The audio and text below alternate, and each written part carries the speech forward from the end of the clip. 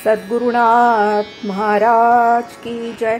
परमपूज्य गुरुदेवांनी 19व्या शिवसूत्रात जे सूत्र आहे की शक्ती संधाने शरीरोत्पत्ती काय सांगितलंय की योगी पराशक्तीशी संधान साधून हवं ते शरीर धारण करतो, त्याची जी इच्छा असते ती तो पुरी करू शकतो। आता या 20व्या सूत्रात त्याला अजून कोणकोणत्या सिद्धी प्राप्त होतात ते आता ताई आपल्याला सांगते। 20वं सूत्र काय आहे बरं, तर 20वं सूत्र आहे भूतसंधान भूतपृथकत्व विश्वसंघटाः। आता प्रत्येक शब्दाचा आपण अर्थ पाहू। ताई सांगतात की भूतसंधान म्हणजे जे घटक अस्तित्वात आहे त्यांना मिळून मिसळून आपल्याला जे काही निर्माण करायचं असेल ते करणं। जसं एखादी गृहिणी सुगरण असेल तर ती जे काही पदार्थ हाताशी असतील, जे काही उपलब्ध असेल ते सर्व वापरून ती तो सुंदर पदार्थ बनवते। तर भूतपृथकत्व म्हणजे काय की नको आहे त्याचं विघटीकरण करणं, वेगळं करणं, जे नको आहे ते वेगळं करणं म्हणजेच काय की त्याचं विकेंद्रीकरण करणं। भूतसंधान म्हणजे केंद्रीकरण आणि भूतपृथकत्व म्हणजे विकेंद्रीकरण।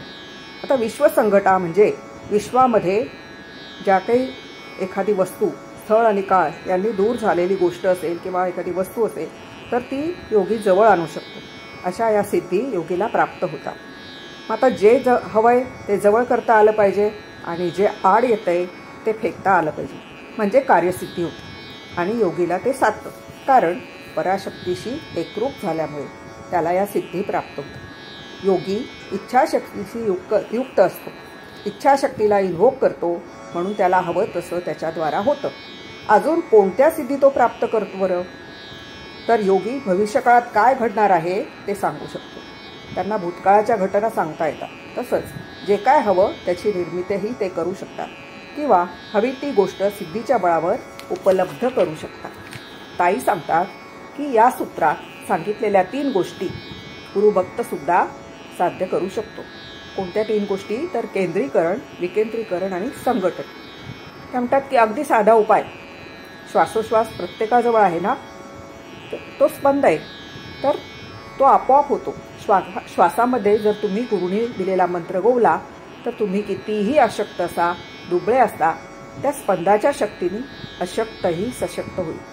जर तुम्हाला भुकेची पीडा असेल तर ती सुद्धा दूर होईल, निराशा असेल तर तीही जाईल। सगळंच शिव आहे, शक्तीच आहे हे ज्ञान असेल तर मनाला निराश होण्यासारखं ते काय, ततत किम, सो वॉट। जर अज्ञान गेलं तर विषाद, उद्विग्नता कशाला वाटेल। Every cloud has silver light. म्हणून स्पंद शक्तीशी संधान साधा, गुरुचं स्मरण करा, म्हणजे तुम्हालाही हवं ते प्राप्त करता येईल।